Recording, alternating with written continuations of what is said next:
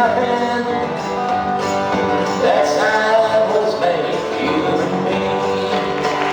Nobody really can ever stop me as I go walking my freedom highway. Nobody living can make me turn back.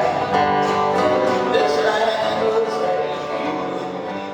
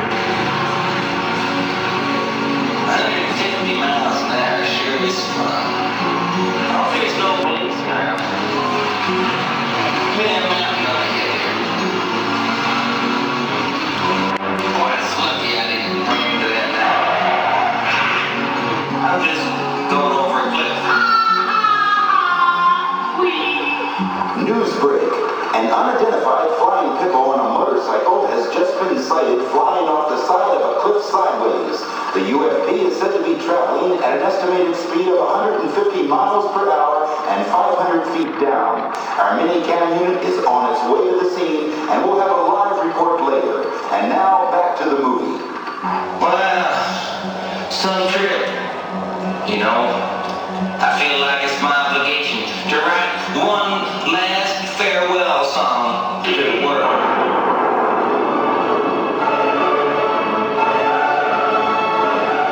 I don't want a pickle, just want to ride on my motorcycle. And I don't want a tickle, I'd rather ride on my motorcycle. And I don't want to die, just want to ride on my motorcycle. I know it's not the best song I ever wrote, but I ain't got time to change it.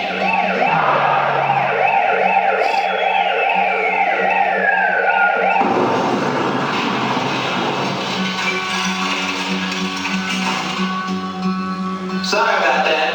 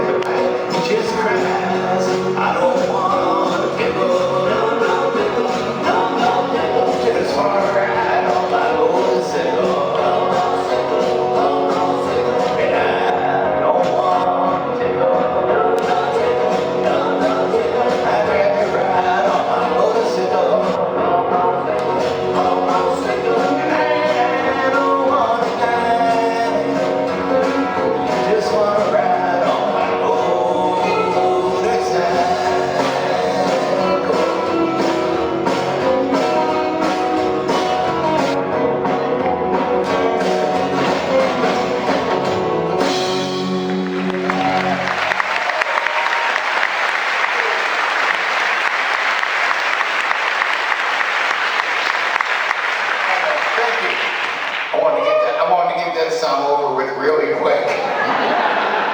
There's not that we don't love it, it's just embarrassing. But having said that, it is so nice to be back here again. We started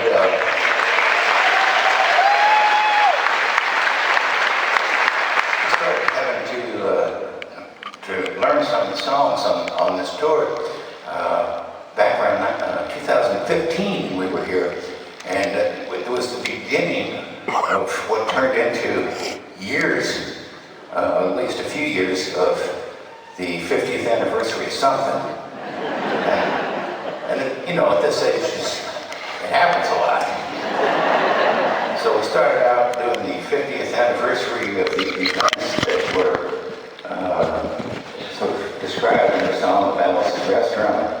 And then we did a tour with that for a couple of years. It takes a couple of years to get around there or whatever.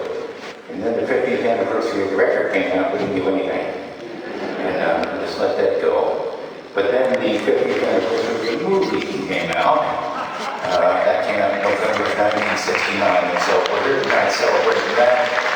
And we'll do some of the songs that you're familiar with, I guess, and maybe some you haven't heard for a while. It's the end of January. I still ain't had no sleep. She comes waltzing in nighttime with her wings. She's dressed up like a bandit with 100 sparkling rings, looking for my company to keep. Coming closer to me, she doesn't say a word.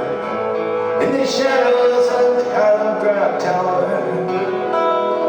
where the sounds of the night were the only things we heard. In my darkest hour, she don't want to hear no secrets, she would guarantee me that. She knows there ain't no words that can describe her, with the white silk scarves and her black Spanish hat. She knows there ain't no way I can deny her.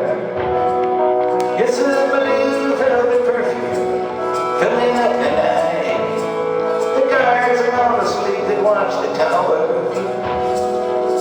The moonlight held her breath as she easily undressed. In my darkest hour, her father's in his chambers with his friends all gathered round. They're plotting their enemy's demise. With their last detail done, they await the coming sound. I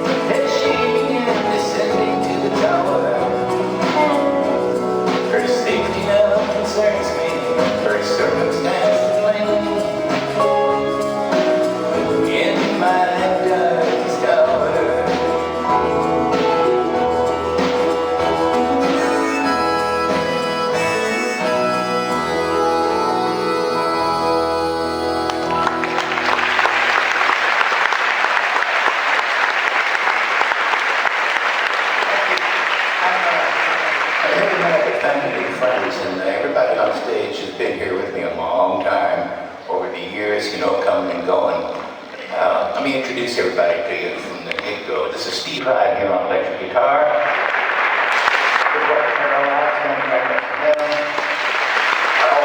Terry Oliver, the drummer behind me.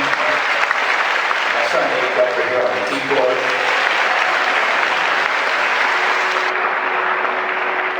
Like I said, we've been playing together for quite some time. And, Stephen Carroll joined us back in, I don't know, about 1978, was it? 77. Oh my God. Terry, when did you first start? 75. 75. Jeez. You'd have thought you could have found something better to do by now. He couldn't get out, he was born into it. But we used to travel around, Terry and Stephen Carroll and I, with a couple other guys that had a group called Shenandoah.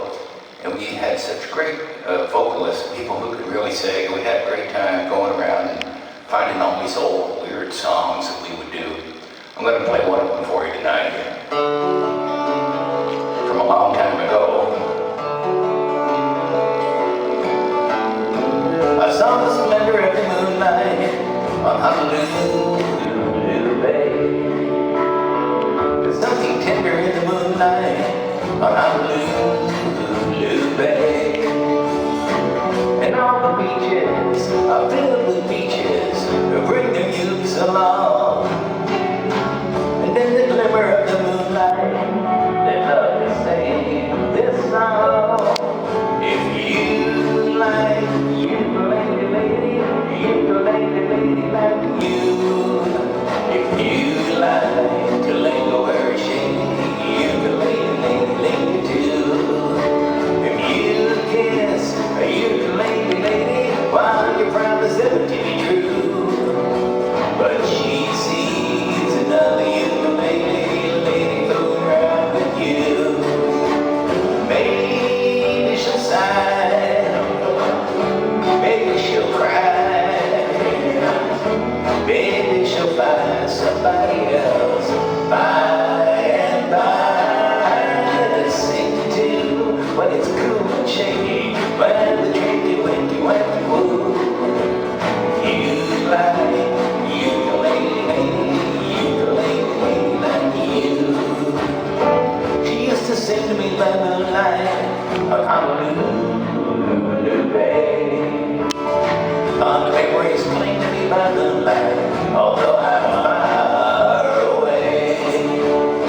Someday I'm going where eyes are glowing and lips are made to kiss, to see somebody in the moonlight and hear the song I miss. If you like ukulele lady like you. If you like to linger where it's shady, ukulele too. If you kiss a ukulele lady while you promise ever to be true, but she sees another ukulele lady fooling around with you. Maybe she'll sigh, maybe she'll cry, maybe she'll find somebody else by and by to sing to when it's cool and shady, when the tricky winky wacky woo. If you like ukulele like you like me, I like you, and we both like the same, I'm gonna say this very day, ukulele like you, ukulele like you.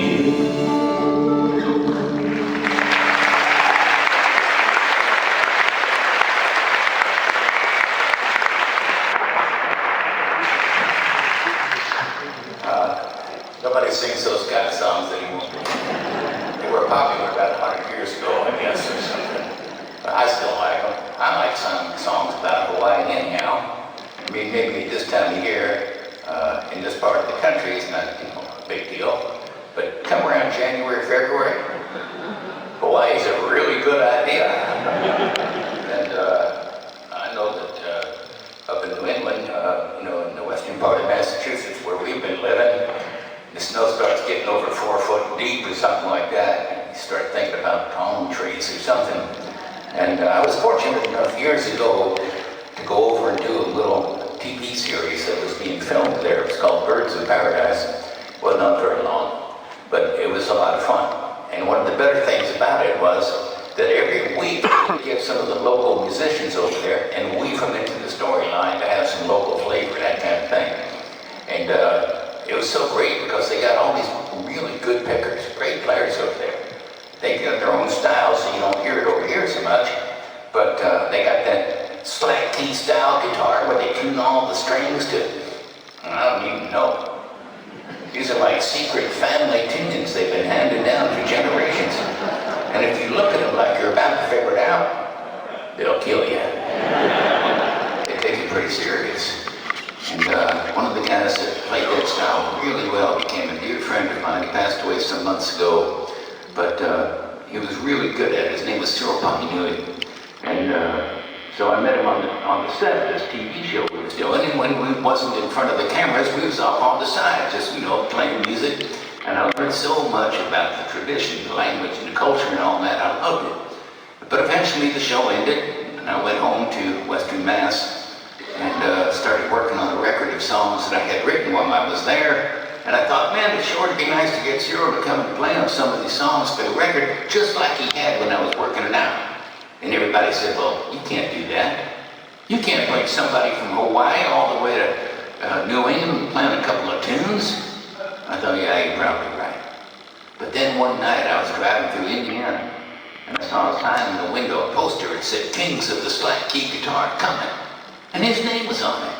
And I thought, man, if he's going as far as the Midwest, I'll get him the rest of the way to New England. So I called him up and talked him into it. It was around January, February, something like that. He flew into the nearest airport to us, which is up in Albany, New York. And I sent my son Abe here to go pick him up, and Abe called me. He said, Pop, the plane landed, and he was on it, but I don't know which one he is. I said, look for the one that's freezing. Walked right up to him. I wrote a little guitar piece in that style for some of the friends that I had made when I was there. Been playing it for years now. Just a little instrumental called The Howdy of Farewell.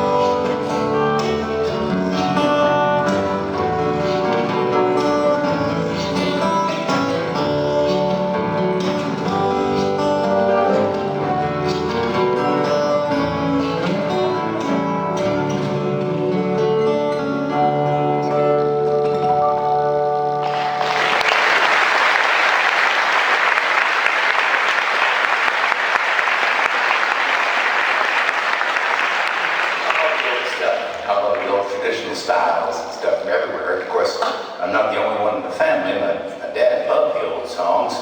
We know that because, well, he stole a lot of them. He'd just take the old ballads, whatever he heard, and just rewrite them, put new words to them to say whatever it was that was on his mind.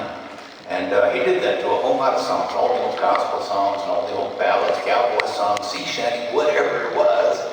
And this next one is one of those. It was in its original form, a song from the British Isles. It was called The Seven Little Gypsies, about a band of gypsies that goes to visit the old castle, and they're outside the gates, you know, outside the walls, having a big fire and drinking red wine, playing music, having a good time.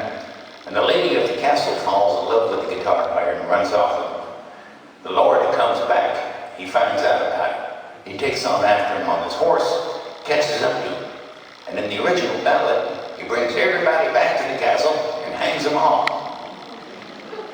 Some British humor in there, sort of over my head. Naturally, in my dad's version, the girl ends up with the guitar player.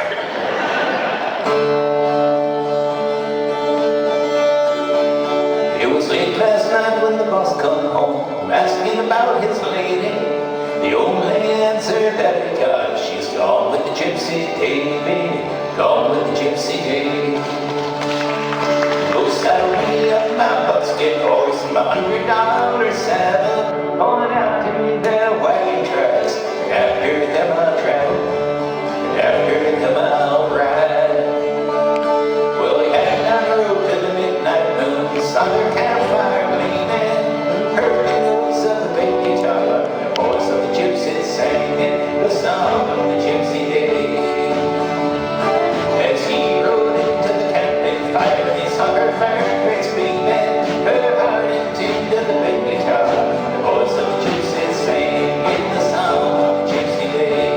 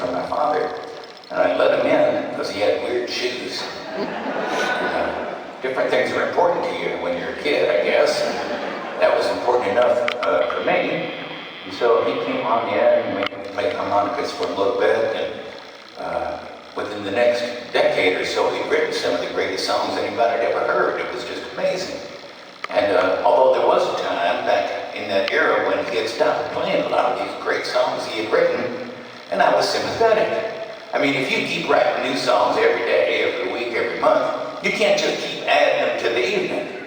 You can't sing them all no matter how fast you sing them. And so you naturally have to stop doing some in order to make room for others. And he was doing that. And like I said, I was sympathetic, even though there was a lot of people getting pissed off at him. And I thought that was fun too. But it was about that time that I had to go out and do a show in Tucson, Arizona. And so I flew out to Tucson. In those days, they didn't have, "We hear you're playing Tucson tonight." I said, "Yes, I am." He said, "Do you realize that Bob Dylan is playing in town the same night as you?" I said, "No, that's great." He said, "Well, why would anybody come hear you?" I said, "Hey, if people really wants to go hear some good old Bob Dylan songs, they probably have to come hear me." And they printed it. I didn't think they were going to print it. I was just being a smartass out on the tarmac, you know. I got to the gig, the place was packed. I was sitting in the dressing room before the show with my Bob Dylan songbook. I didn't know that many Bob Dylan songs, and I had to learn them all in one night. And his songs are weird, you know.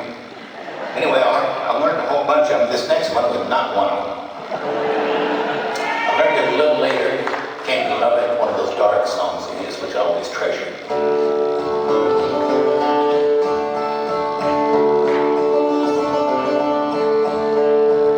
War and peace, the truth just twists its curfew going lights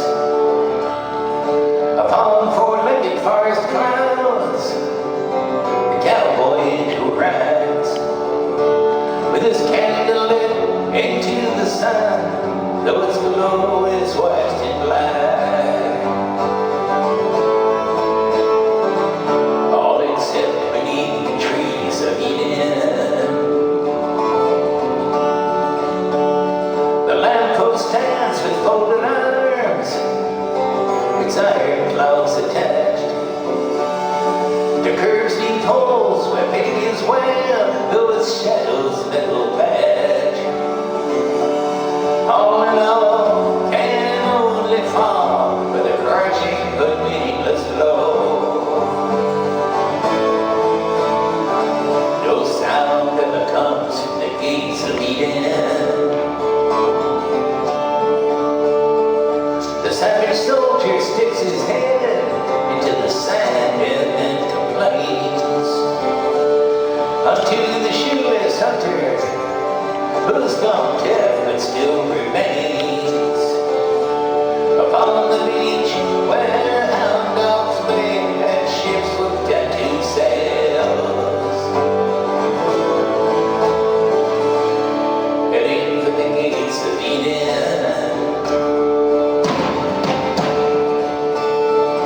With a time-rusted compass blade, a land in his lap, sits with utopian hermit monks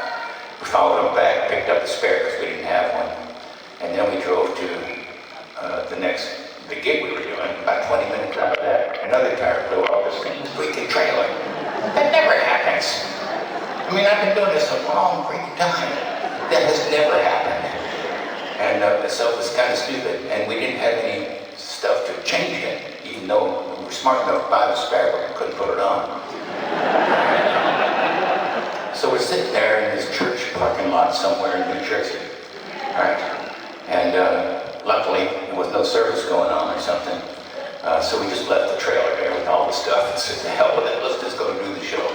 So what should have taken about 3.5 hours took 8. And by the time we got there, it was like 2 hours before the gig, and it was like, it normally takes about 4 or 5 hours to set up everything. So yesterday was just stupid. Today it is such a pleasure. I'm thankful that we're here in this great hall. Like I said, with family and friends, and one of the family that's with us this afternoon is somebody that's been traveling with me off and on for 10, 15, 20 years, and she's just doing great, and we've got her for another couple of months before she goes off and does her own thing. But for meanwhile, we got her here tonight. Please welcome Sarah Lee Guthrie.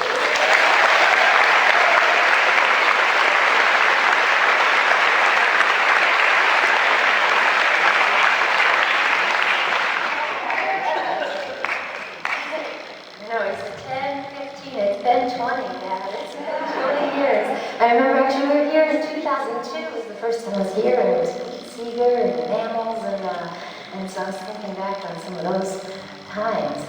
But yeah, for a lot of those 20 years I've been traveling around with my husband, Johnny, and we made an awful lot of music together, made some albums, some kids, and raised them out here on the road and everything, and I have a little song about it. I'll sing it for you. This is called The Honey and the Dew.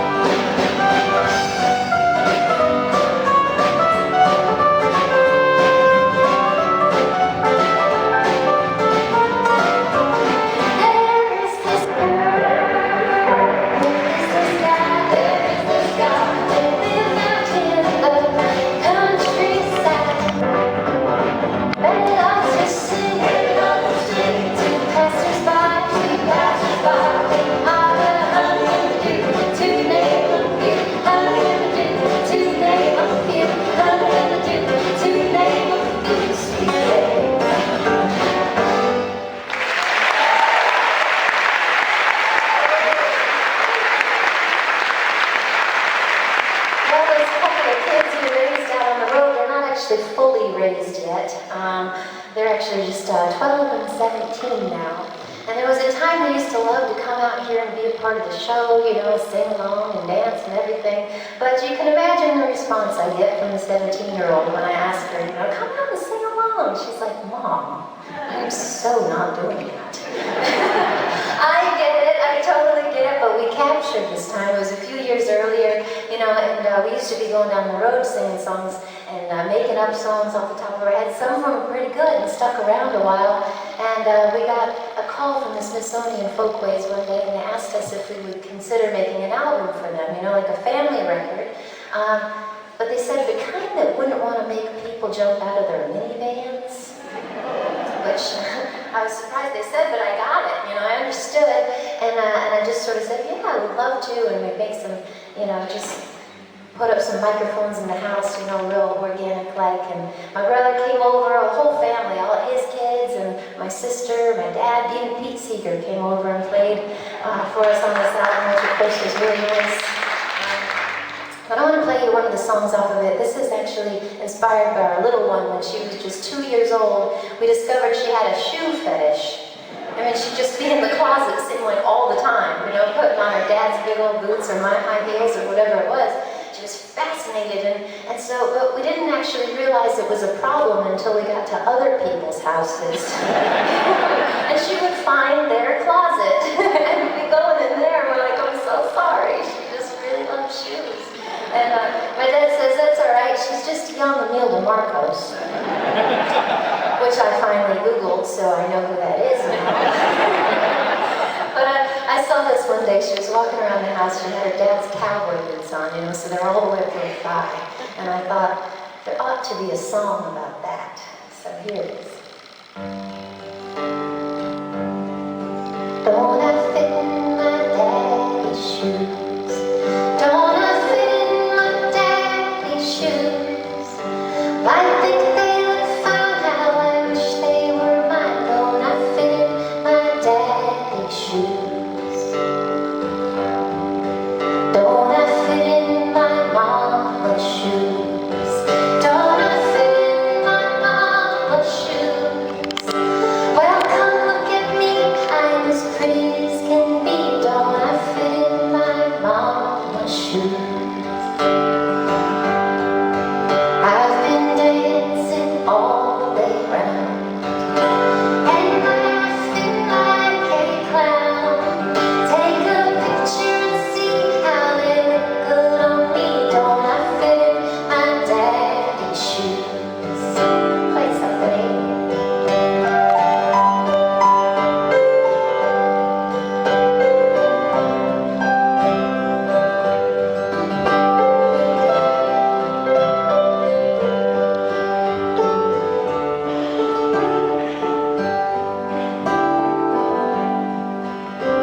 I'm daddy's little girl.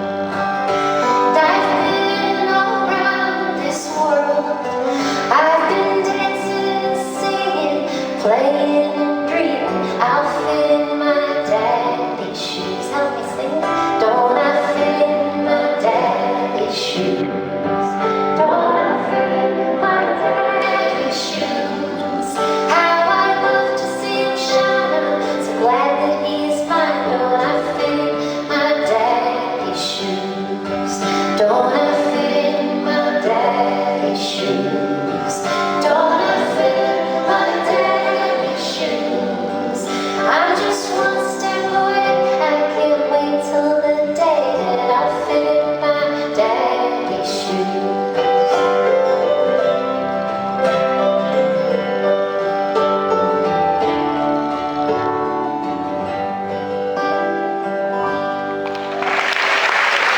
Some of those, and I want to play, this is one of my favorites. This is called Go Wagaloo. And it's kind of the story of Woody's life in such a way, but I put a little tune to it, and it goes something like this.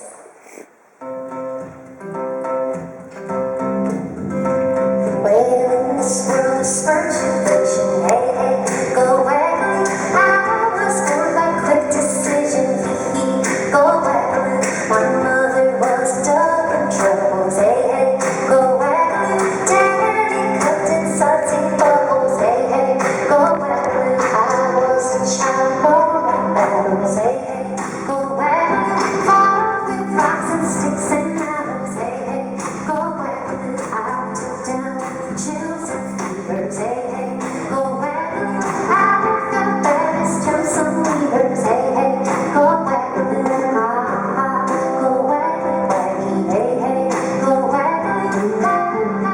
Go waggy, waggy, go wagaloo. You guys help me sing that part. Well, that was encouraging. That's all right, you'll have fun. I'll teach it to you. This goes ha ha, go waggy, waggy. Go waggy, waggy. Hey, hey, go wagaloo. Hey, hey, go wagaloo. Ha ha, go waggy, waggy. Ha ha, go waggy, waggy.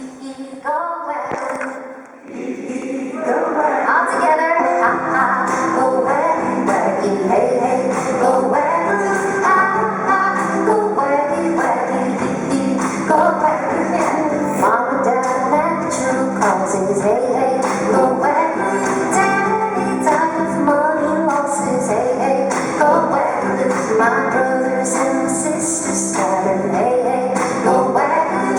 I grew up in ragged taverns, hey, hey, go wagon. Down every city, hey, hey, go wagon.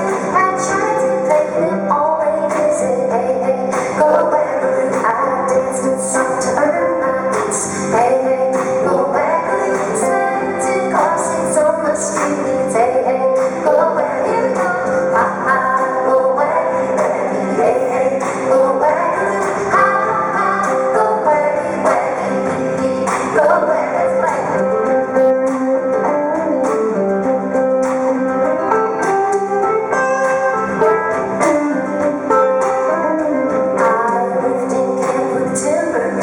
Hey, hey, go wagon, lived in shacks and worried coppers. Hey, hey, go wagon, the winter froze me on the roads. Hey, hey, go wagon, froze my ears, my legs, my nose. Hey, hey, go wagon, down every breath and come with me. Hey, hey, go wagon, since they struck the dogs, they bit me. Hey, hey, go wagon, but I ain't down here, I'm still walking.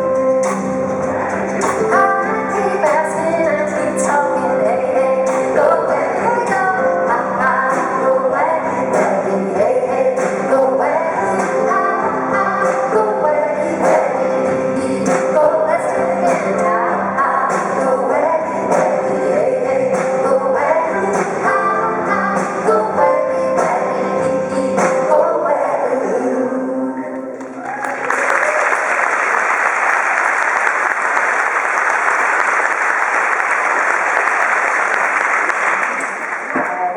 This is one of mine.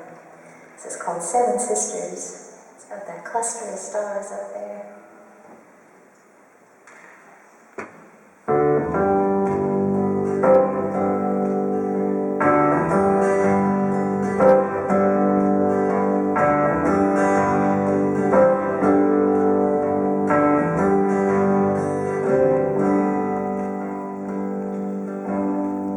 Try to catch a falling star. Wanna hold them in my arms. Oh, still I wonder what you are. You make me fall this far. Oh, seven sisters, won't you cry? Oh, seven sisters, won't you cry? Down on me.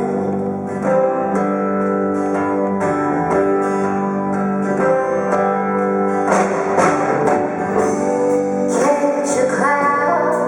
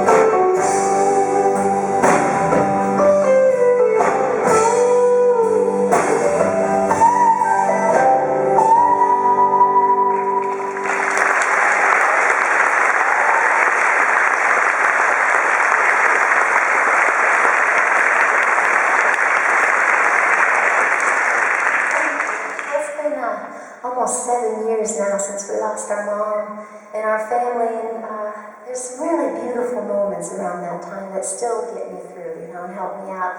And I remember one that was just about 2 days after Mom had passed, and I was up in an airplane with my family. And my little one, who was just 5 years old at the time, she looked up at me after a while and she says, "Mom, did you just see Nana in the sky?" So I started looking out the airplane window and everything, and I said, "No." And she said, "But she was just right there." And I said, "Well, what was she doing?" And she says, "Oh, she was an angel, and she was turning into a star." And I thought that was pretty neat, because I had never heard anything like it before. And so, I kept thinking about it the whole plane ride. And my heart wanted to believe her, of course, but my brain is going, how'd she come up with that? And so later on I asked her, I said, "So can you tell me about that dream you had again?" And she said, "Mom, it wasn't a dream." And I swear the way she said it, I feel she set me straight. I started to believe it right then because, well, what an amazing belief to have, right? That those are souls shining down on us. Maybe not so far as we think they are. And so I really hang on to that, and it helps. And I've, of course, written a whole lot of songs about it, but I want to play this one for you tonight.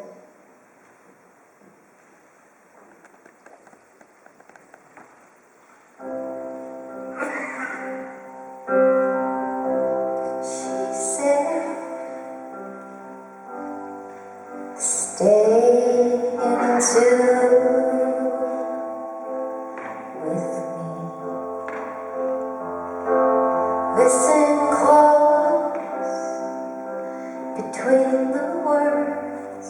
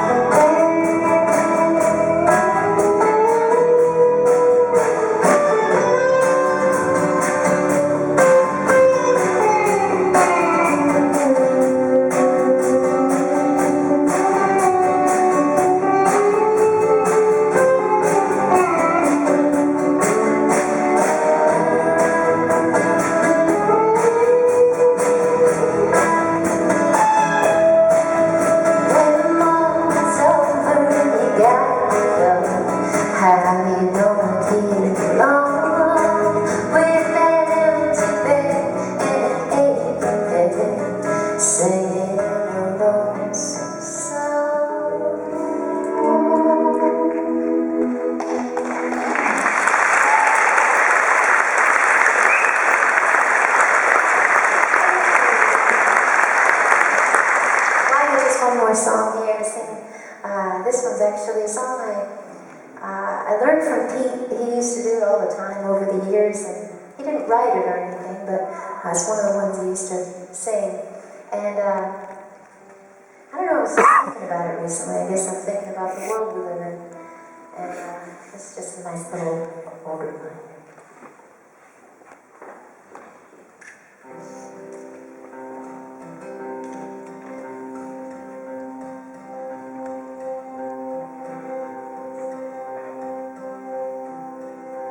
First, I gotta remember the first line of it. Just how many times have you heard someone say, if I had his money, oh, I'd do things my way. But little they know that it's so hard to find one rich man in 100 with a satisfied mind. Oh, once I had money,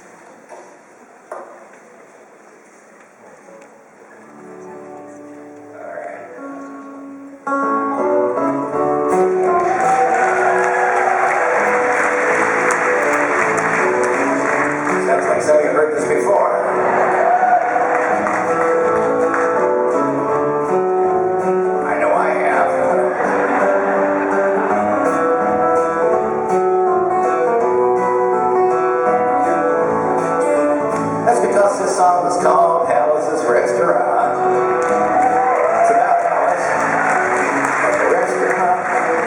But Alice's Restaurant was never the name of the restaurant. That was always just the name of the song. I guess that's why I still call the song Alice's Restaurant.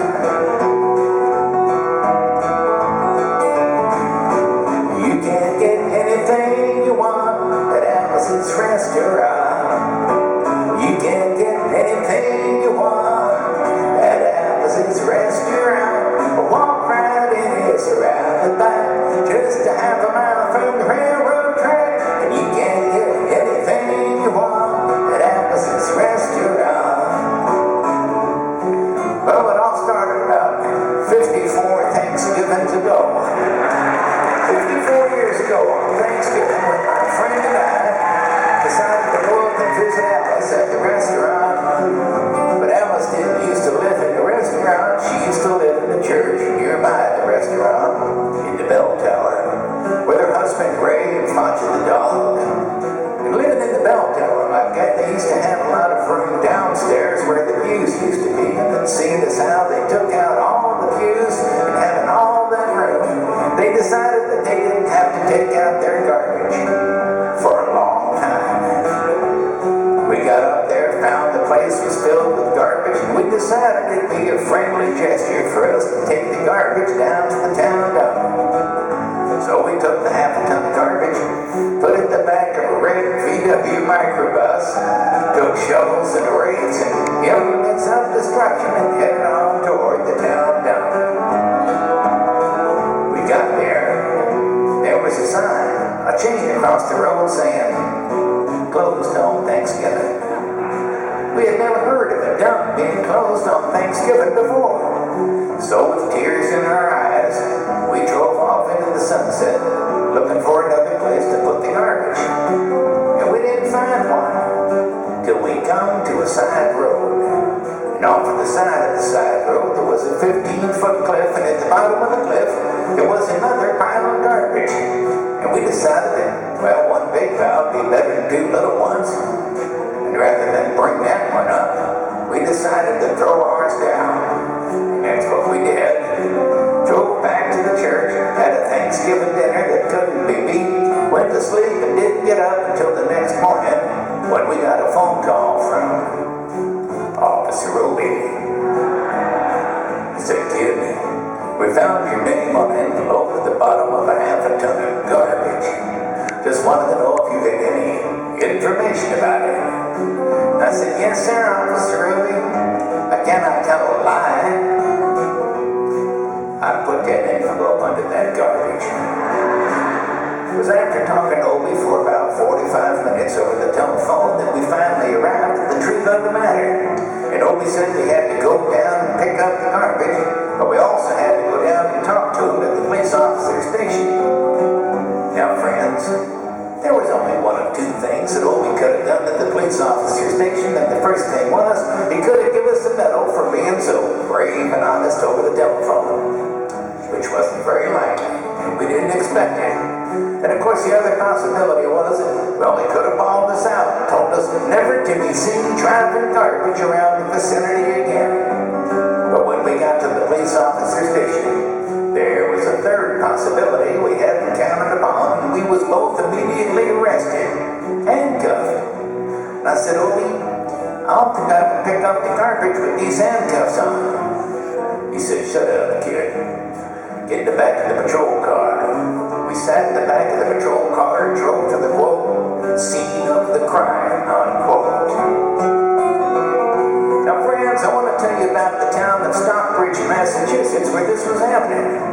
They got 3 stop signs, 2 police officers, and 1 police car. It's still that way. But when we got to the scene of the crime, there was 5 police officers and 3 police cars, being the biggest crime of the last 50 years, and everybody wanted to get into the newspaper story about it, and they was using up all kinds of common equipment they had hanging around the police officer station. They was taking plaster tire tracks, footprints, dog smelling prints. And they took 27 8x10 color glossy pictures with circles and arrows and a paragraph on the back of each one, explaining what each one was to be used as evidence against us. They took pictures of the approach, the getaway, the northwest corner, the southwest corner. That's not to mention the aerial photography. And it was after the ordeal we went back to the jail, and Opie said he was going to put us in the cell. He said, "Kid, I'm going to put you in the cell, give me your wallet and your belt." And I said, "Opie, I can understand you want my wallet, so I don't have any money to spend in the cell. But what do you want my belt for?" He said, "Kid, we don't want any hands." And I said, "Opie, did you think I was going to hang myself for littering?" Opie said he was making sure, and friends Opie was, because he took out the toilet seat so I couldn't hit myself over the head and drown. Took out the toilet paper so I couldn't bend the bars, roll the toilet paper out the window, slide down the roll, have it escape and get away. Opie was making sure, all right. And it was about 4 or 5 hours later that Alice, remember Alice? This is still the song about Alice. She come by with a few nasty words to Opie on the side. She bailed us out of jail. We went back to the church, had another Thanksgiving dinner that couldn't be beat. Went to sleep and didn't get up until the next morning when we all had to go to court. We walked in, sat down. Opie come in with the 27 8x10 colored glossy pictures with the circles and arrows and a paragraph on the back of each one explaining what each one was to be used as evidence against us. And he sat down. A man come in. He said, "All rise," and we stood up. And Opie stood up with the 27 8x10 colored glossy pictures, and the judge walked in and sat down with a Siena dog. We sat down, he sat down. Opie looked at the Siena dog, then at the 27 8x10 colored glossy pictures, and looked at the Siena dog. And Opie began to cry. Because Opie come to the realization that this was a typical case of American blind justice. And there was no way the judge was going to look at the 27 8x12, it didn't matter. Because we was fined $25 each, and we had to pick up the garbage in the snow. But of course, that's not what I came to talk about tonight. Just thought I'd mention it. Tonight, I thought I'd talk a little bit about the draft, and for those that wasn't there or don't know or can't remember, back in those days, we used to have the thing called the selective service system. And when you was a guy, you turned 18. You had to register with the selective service so that you could select some kind of service that might be of interest to you. If your choice was none of the above, they would help you by making a selection for you. And to do that, they had buildings all across America where you had to go in, get injected, inspected, detected, invented, elected, and selected. Now I remember I had to go in there one morning a long time ago for my physical examination. So I got good and drunk the night before because I wanted to feel my best when I went in that morning. I mean, I wanted to look, I wanted to be like the all-American kid. When I went in that morning, I was hung down, I was burned down, I was hung up, I was all kinds of mean, nasty, ugly-looking things, and I walked in, I sat down. They gave me a piece of paper, said, "Kid, see the psychiatrist, room 604. I went in there. I said, "Shrink, I want to kill. I want to see blood and gory guts, veins in the TV, dead, burned bodies, I mean, kill. And I started jumping up and down, yelling, kill. And he started jumping up and down with me. We was both jumping up and down, yelling, kill. Till the sergeant come over, picked him up on me, set me down the hall, saying, "You're our boy." I didn't feel real good about it. But I proceeded on down the hall, getting more injections, inspections, and all kinds of stuff that they was doing to me at the thing there. And I was there for 2, 3, 4, 5 hours. I was there for a long time, going through all kinds of mean, nasty, ugly things. They was inspecting, injecting every single part of me, and they was leaving no parts untouched. But I proceeded through until I finally come to see the very up. I said, what do you want to see me about? He said, kid, we only have one more question. Have you ever been arrested? And I told him the story of the Alice's restaurant, Massacree with 5-part harmony, foam orchestration, all kinds of other phenomena. He stopped me there. He said, did you go to court? And I told him the story of the 27 by 10 colored glossy pictures with the circles and arrows.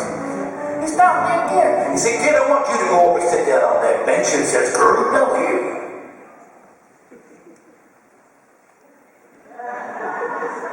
Now, kid.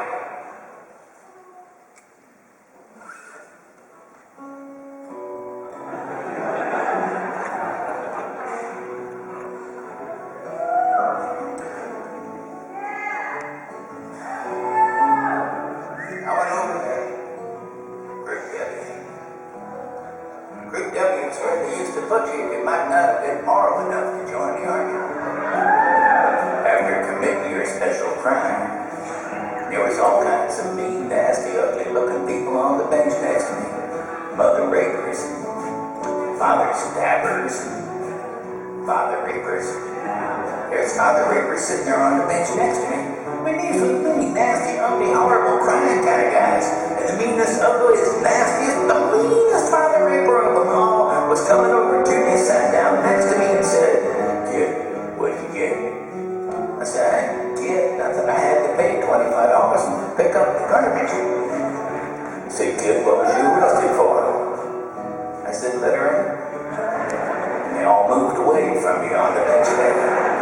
Giving me the hairy eyeball and all kinds of stuff until I said, hey, great, in this sense.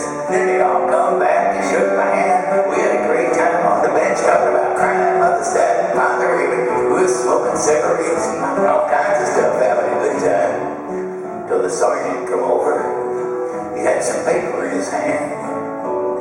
He held it up. He went like this. He said, kid, this picked up for some work in seconds. When all time the crime they down, the crime I said, attention about the crime, rest not the name kind of thing I said. He talked for 45 minutes and nobody understood a word he said. But we had fun filling out the forms, playing with the pencils on the bench. And I wrote down the recipe like I was supposed to, and I put down the pencil, turned over the piece of paper.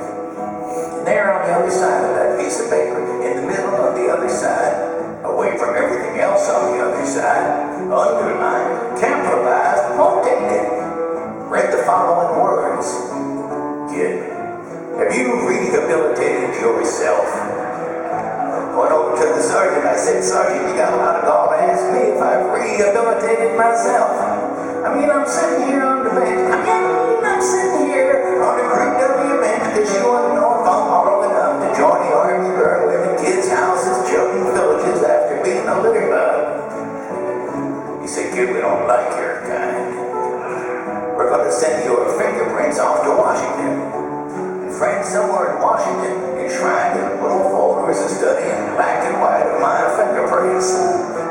They're still there. They've been there for over 50 freaking years.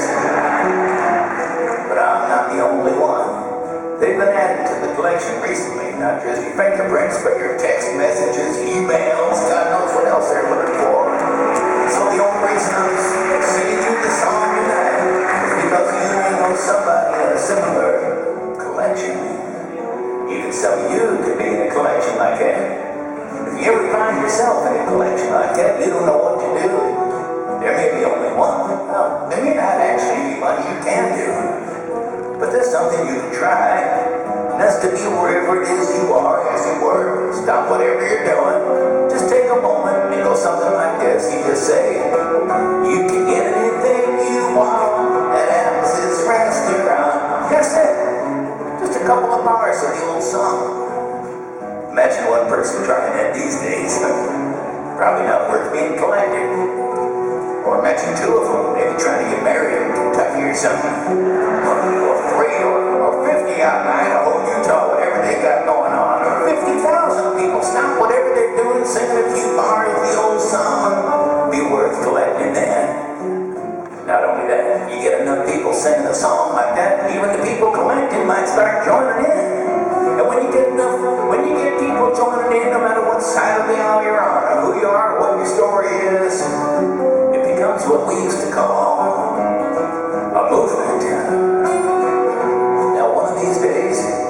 Somebody's gonna write a song like that. It's not this one, but every generation needs their own songs. But while we're waiting for that one to get wrote, we can practice on the one we got. Not all that hard. Some of you even know it. I'm just trying to remember it. But it goes something like this. You can get anything you want at Amazon's restaurant. You can get anything you want at Amazon's restaurant. Walk right in, it's around the back, just a half a mile from the railroad track. You can get anything you want at Amazon's restaurant. Okay, that seriously sucked. You want to change the world or be worth being collected, you can't start singing loud Jews at the end. So we'll wait for it to come around again on the guitar. I'm still not proud or tired. Just don't want to be singing it for another 50 freaking years. Help me out here. You can get anything that happens in this restaurant. You can get anything you want at Amazon's restaurant. Walk right, it's around the back, just a half a mile from the railroad track. You can get anything you want at Amazon's restaurant. At Amazon's restaurant.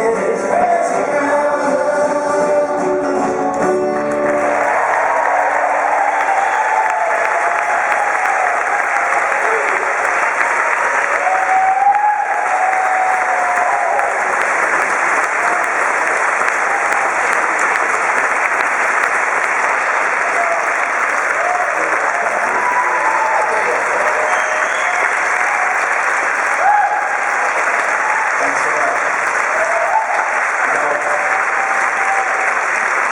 If I ever would have imagined that song would become popular, I would have made it a hell of a lot shorter. Too late now. But, it's fun going back in time and remembering some of this stuff. We're trying to. And here we are celebrating the 50th anniversary of the movie coming out. I can't believe that's true, but it is. And not only that, this is not the only 50th something. And there's so many things going on. My God. The movie came out in, like I said earlier, November 1969. And earlier, in October of that year, I got married. In September of that year, we bought this old farm I'm still living in today. And in August of that year, of course, we went to the WoodStock Festival and we celebrated the 50th anniversary of that. So we showed up, for the 50th thing. It was kind of weird.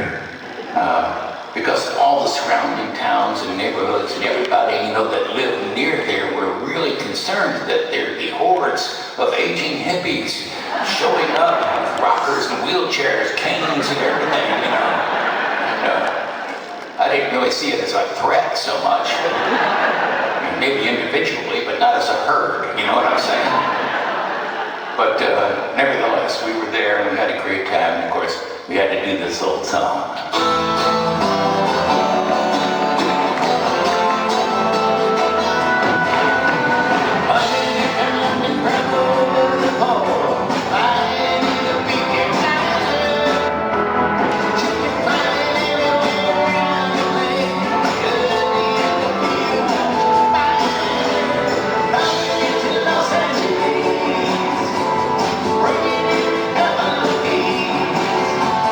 Don't touch my bags if you leave.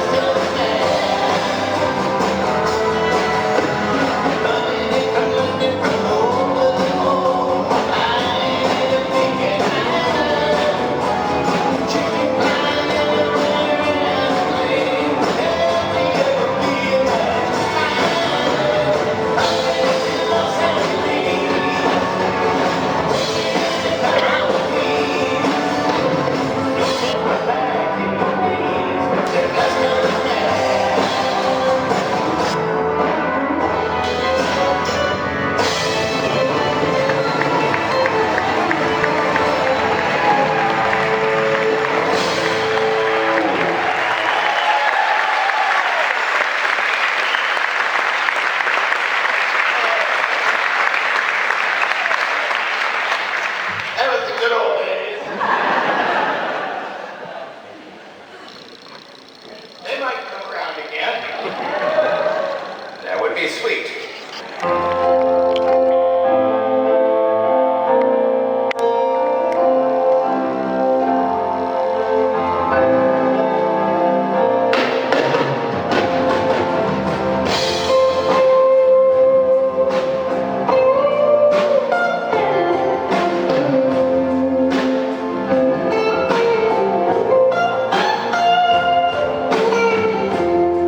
I was watching the news tonight, and all over the world, people were singing and carrying signs.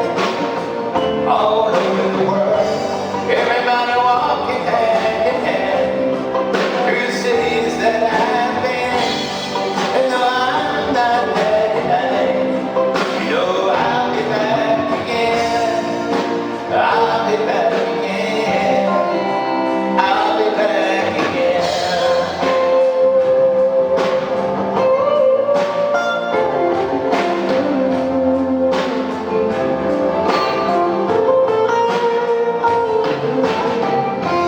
I'm on a plane tonight for Germany, and all over the world there are lots of people just like you and me. All over the world who know the bombs must never fall again. All over the world, and we must all learn how to live as friends. All over the world, all over the world, all over the world.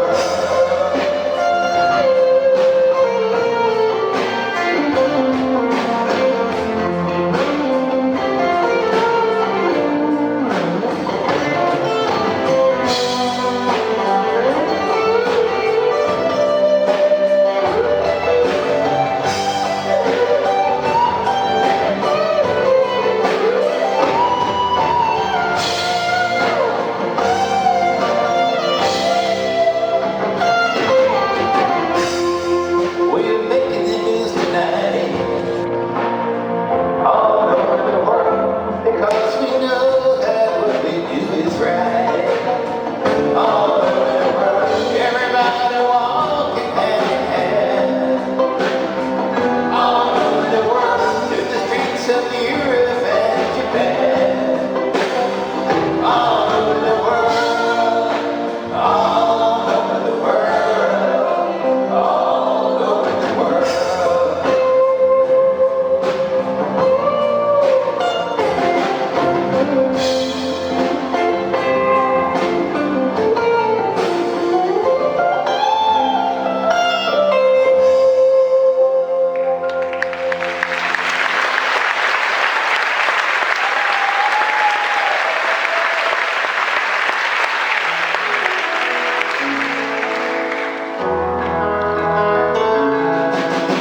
Riding on the city of New Orleans,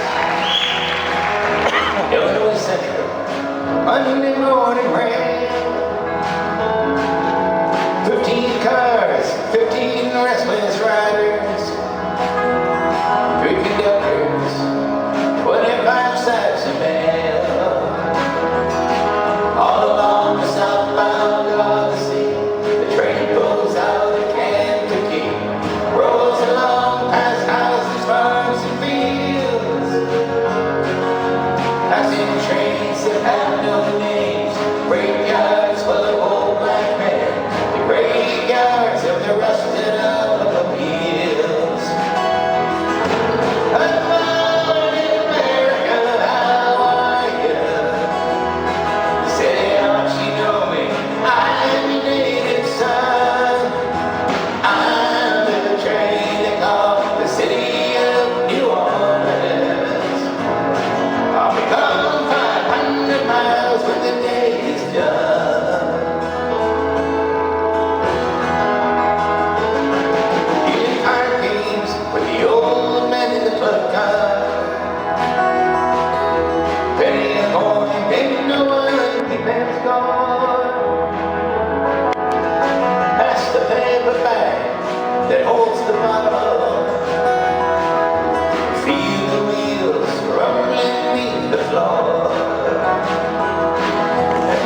sons of home importers and the sons of engineers, ride their fathers of magic carpet made of steel. Mothers with their babies sleep, rocking to the gentle beat, and the rhythm of the rails on their field. Come on in America, how are you? Say, don't you know me? I'm your native son. I'm the train that called the city of New Orleans. I'll be gone 500 miles when the day is done. Nighttime on the city of New Orleans. Changing cars in Memphis, Tennessee. Halfway home, we'll be there by morning. Through the Mississippi darkness, rolling out to the sea. But all the towns that people see, the fame ain't through a bad dream. The steel rail still ain't heard the news. The conductor sings his songs again. The passengers will please refrain. This train's got to disappear in railroad blues. And good night, America, how are you? Say, don't you know me? I'm your native son. I'm the train they call the city of New Orleans. I'll be gone 500 miles when the day is done. Oh, good night, America, how are you? Say, don't you know me? I'm your native son. I'm the train they call the city of New Orleans. I'll be gone 500 miles when the day is done.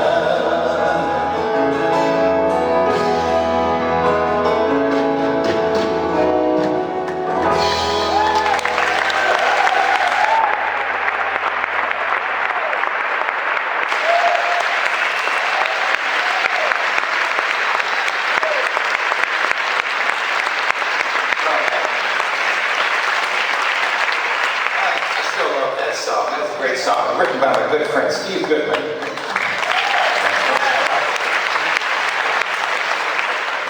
He passed away a long time ago, but he left some treasures like that one. And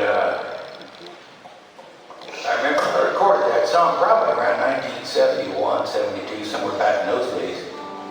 And had to sing it pretty much every night of my life since then. I don't mind the short ones. But there's songs that have been singing even longer than that. I remember when I was a little kid in elementary school, and it occurred to me one day that homework wasn't right. It was just a morally bankrupt concept. Regular people that worked for a living were not expected to continue working when they got home. Why would it be different from little kids? Where was those union guys my dad had been singing for forever? I just quit doing it anyhow. We didn't have a word for it back in those days. It's come to be known as civil disobedience, or something like that. But I remember my mom didn't know what to do about it. So she took me out of that regular school I was in and put me in one of these progressive schools so that I would presumably progress. I walked into the new school the first day, and all the kids were standing up that morning. They were singing my dad's song, "This Land is Your Land." I was the only one there who didn't know the words. Nobody told me that stuff was famous outside of our house. When you're a little kid, you don't think of stuff like that. So I ran home at the end of the day, told my dad what had happened, and he dragged me out in the backyard, put a guitar in my hand, showed me how to play the chords. When I had that much done, he taught me the words. Pretty much singing it ever since then. Although it was about a year or so ago, I figured, look, I've been singing this song for so long, for so often, and I thought, people must be sick of it. So I thought I'd give it a break. I took it off the set list. I never got more mail that said, what the hell are you thinking? So we put it back. As I went home, the primitive highway, I saw a bunny, and in this highway, I saw below me a golden valley. This land was made for you and me. I've roamed and rambled, and I followed my footsteps through the sparkling sands of your diamond deserts, and all around me, the horns was sounding.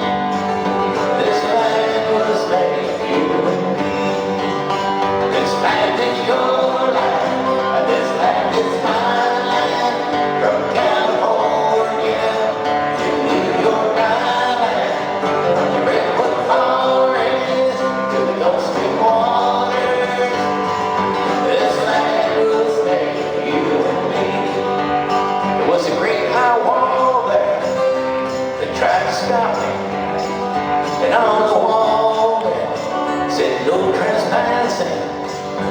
But on the other side, you didn't say nothing. That sign was made for you and me. Nobody living can ever stop me as I go walking my freedom highway. Nobody living can make me turn back. This land was made for you and me. This land is your land, this land is my land. From California to New York Island, from the redwood forest to the Gulf Stream waters, this land was made for you and me. This land is your land, this land is my land. From California to New York Island, from the redwood forest to the Gulf Stream waters, this land was made for you and me. Thank you very much. Have a good night. It's going to be a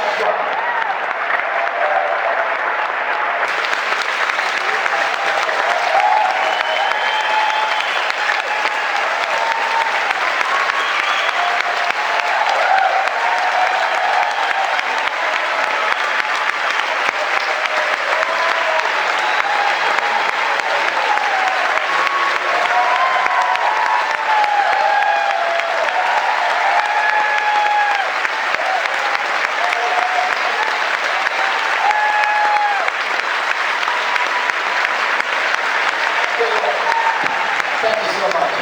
We can do another one. Here's the deal. The show's actually over now.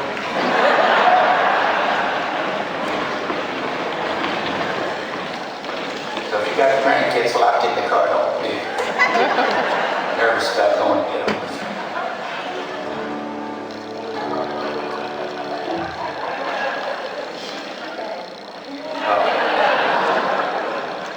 There's a lot of things I think of you can't do anymore.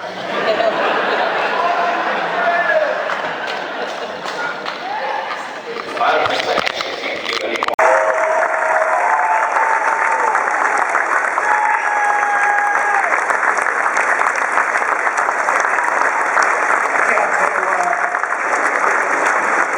Yeah, we can do another one, but sit down because you're making me nervous.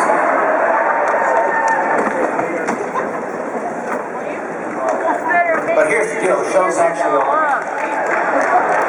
But we'll do this one anyhow. It's been a pleasure to be here. Thank you so much for coming.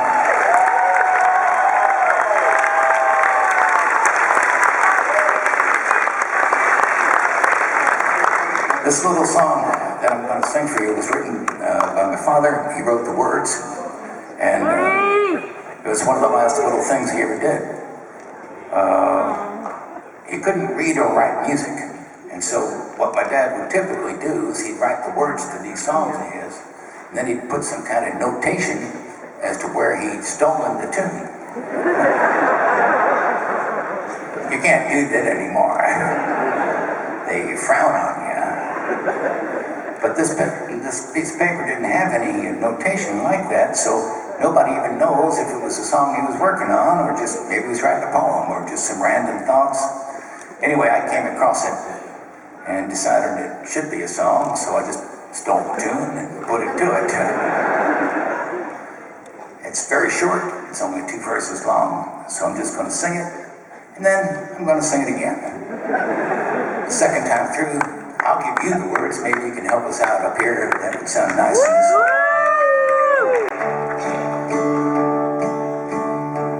My peace is all I've got that I can give to you. My peace is all I've ever had. It's all I ever knew. I give my peace to green and black, to red and white and blue. My peace is all I've got that I can give to you. My peace is all I've got. It's all I've ever known. My peace is worth 1,000 times more than anything I own. I pass my peace around and around, cross hands of every hue.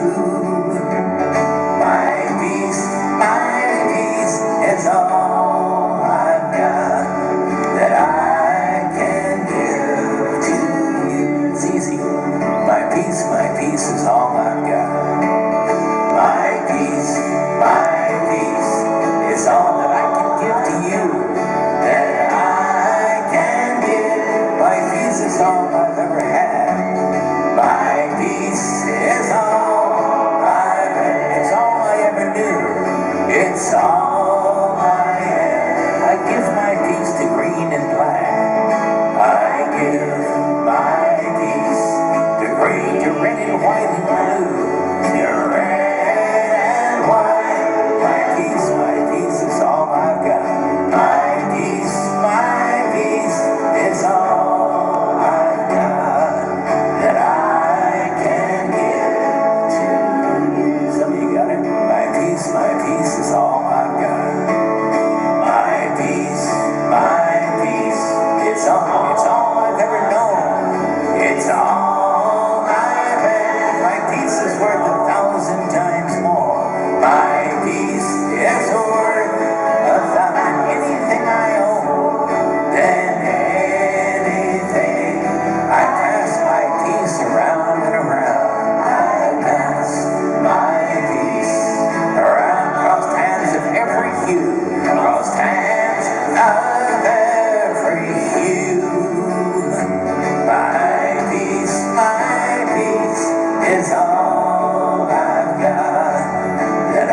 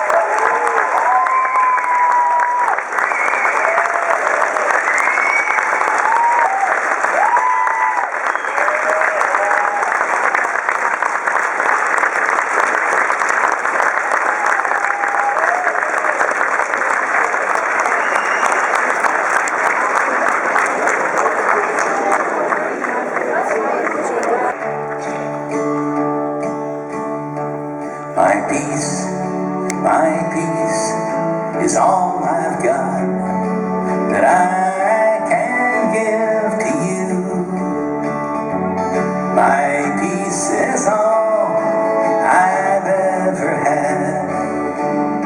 It's all I ever knew. I give my peace to green and black, to red and white and blue. My peace is all I've got that I can give to you. My peace is all I've got. It's all I've ever known. My peace is worth 1,000 times more than anything I own. I pass my peace around and around, cross hands of every hue. My peace is all I've got that I can give to you. It's easy. My peace is all I've got. My peace is all that I can give to you, that I can give. My peace is all I've ever had. My peace is all I've had. It's all I ever knew. It's all I have. I give my peace to green and black. I give my peace to green, to red and white and blue. To red and white. My peace is all I've got. My peace is all I've got that I can give to you. Some of you got it. My peace is all I've got. My peace, it's all I've ever known. It's all I've had. My peace is worth 1,000 times more. My peace is worth 1,000, anything I own, than anything. I pass my peace around and around. I pass my peace around, crossed hands of every hue, crossed hands of every hue. My peace is all I've got that I can give to you. Falling for the same old lies. Times are tough, that's enough. But they still keep spinning those old alibis. They still keep spinning those old alibis. They still keep spinning those old alibis. Times are tough, that's enough. So we put it back. As I went home, left here to the highway, I saw the light, and in this highway, saw me lovely, a golden valley. This land was made for you and me. From Johnny Ramble, had to follow my footsteps to the sparkling sands of your diamond deserts. And all around me, the horns were sounding. This land was made for you and me. This land is your land, and this land is my land. From California to New York Island, from the redwood forest to the Gulf Stream waters. This land was made for you and me. There was a great high wall there that tried to stop me, and on the wall there said no trespassing. But on the other side, you didn't say nothing. That sign was made for you